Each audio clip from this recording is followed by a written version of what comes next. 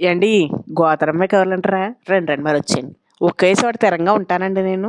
లేదు కదండీ! షూట్స్‌కెళ్తుంటాను ఔట్‌డోరు. పగలెళ్తే రాత్రొస్తాను. రాత్రెళ్తే పగలొస్తాను. ఇలాంటప్పుడు హాస్టల్‌లో పీఠం పెట్టి, దీపారాధన పెట్టి ఇవన్నీ కుదురుతదంటారా? కుదిరే నా జీవితం అండి ఇది?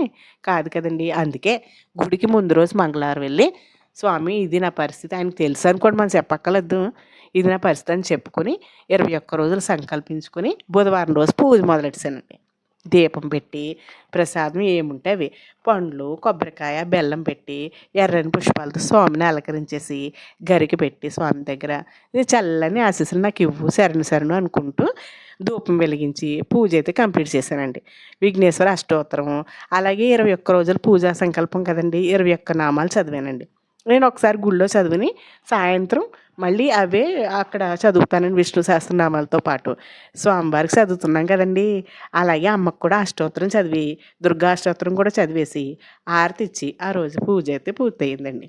హాస్టల్‌లో లేనప్పుడు ఏం చేస్తావు దేవిక అంటారా?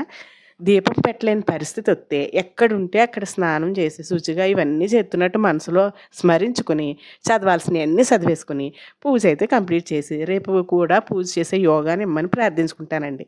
పూజ చేస్తున్నప్పుడు చూసే స్వామికి నేను ఏ పరిస్థితిలో ఉన్నానో ఆయనకి తెలీదంటారా?